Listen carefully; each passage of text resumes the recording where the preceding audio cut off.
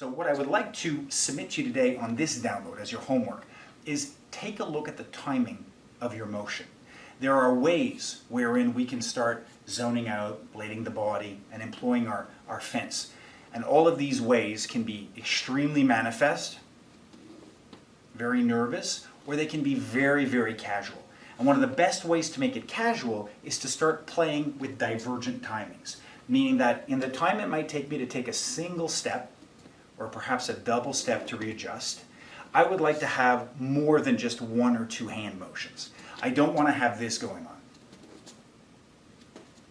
because it becomes very synced, very obvious, very fused. It starts to look defensive. It starts to encourage the bully to come out. If somebody's extremely aggressive, it might actually excite them and escalate them. But if in the time of me taking a single step, I now begin to move my hands 5 or 6 times with different gestures, now the action becomes much more hidden. If, for example, I would continue to take small adjustment steps like this, I'm going to take 3 separate steps, and I'm going to do them on a 1 steamboat, 2 steamboat, 3 steamboat kind of count. If I was to do that with very, very entrained symmetrical hand actions, asking you to stop, I've asked you to stop, please stay back, it becomes quite desperate, quite purely defensive, and very obvious to an aggressor. But if instead I start to mask that in a jumble of hand actions, I break away and I use different rhythms with my hands. And as I'm talking, I create what I term a casual blur, which is a behaviorally justified system of movements with my hands. I can now take those 3 steps in a way that's far less obvious, far less apparent, far more hypnotic, if you will. So one of the first homeworks you have on this download is to start to look at the speed of your hands. I can speak at the exact same rhythm that I move my hands, or vice versa, move my hands at the exact same rhythm that I speak. This will serve to reinforce what is being said. But if I begin to move my hands at the exact same rhythm as I step on a very predictable cadence, this now serves to emphasize the footwork. And we don't want to emphasize defensive footwork. I want to keep it looking as casual as possible. Even in a more sportive dynamic, if I'm working with my hands and I move my feet very, very obviously, the few scenarios where that serves us is if I'm trying to intimidate you and I'm trying to show you me coming in. But all of that is usually just a deception. If I'm trying to get away from you and be deceptive, my hands are going to move in a variety of ways as I take my steps. I'm going to have more hand movement than steps, and they will not be at the same rhythm. And this all begins with me talking.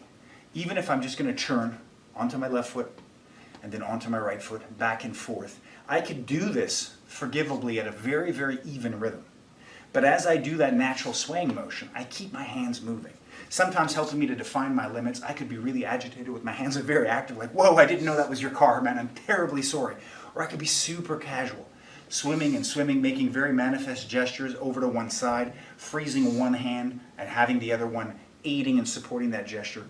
I could have my hands barely moving at all as I'm stepping, and then suddenly jab out to one direction and take it back. I could have very slow motions, and in the context of those slow motions, make one really fast action to see if I can bait a response or help suddenly define my limit, such as talking to someone like this, and as we're talking at an even entranced pace, and whoa, be careful, don't step on that, or hey, how are you? And I wave to somebody, imaginary or real, over their shoulder. So these are all examples of how I can use my hands to break the rhythm of my overall being. My hand rhythm and my hand gestures moving at a different speed and at a different volume from my feet. So I would like you to think of this as you go throughout your day today. As you're talking to people, perhaps the gestures will be much more like I'm talking to you in an elevator. Very, very small actions. Maybe they're going to emphasize how my eyebrows are moving, how my volume of my voice is changing, right? Giving a pause to frame a smile to indicate that this is a joke, or maybe to indicate that it's really, really serious. And then as I'm talking, maybe I'll play with very, very small gestures and then make a larger one. But I start to play with having different rhythms, cadences, and volumes in my hand gesture. As I'm walking through the street, most of the time we walk with a hand and foot rhythm as well.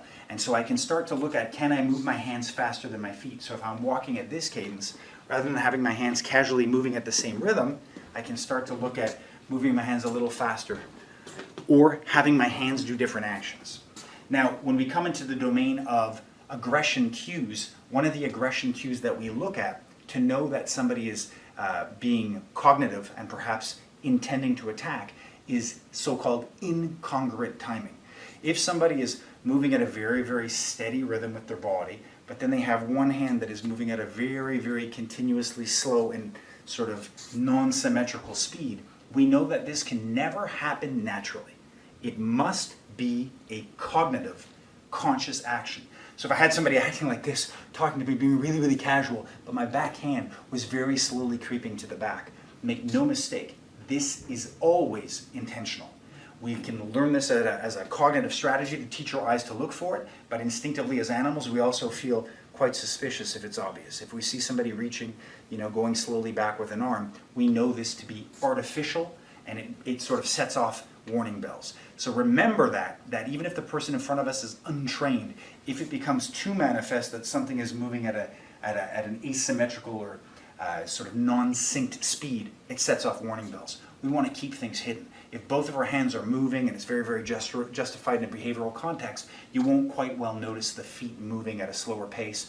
Or if I was trying to get into the back, rather than having a slow creeping hand going to the back, I might make multiple actions with my hands, tethering it on occasion to my body, always bringing it back to a very small locus of movement so that I could slip it to the back without noticing. So as I'm talking, one hand might be much larger, both are passive, but then you don't really notice when I suddenly turn and reach for something as much as you would if I was creeping in a very manifest and obvious way. So homework for today: learn to move your hands at a different volume and a different speed from the pace and the rhythm of your feet.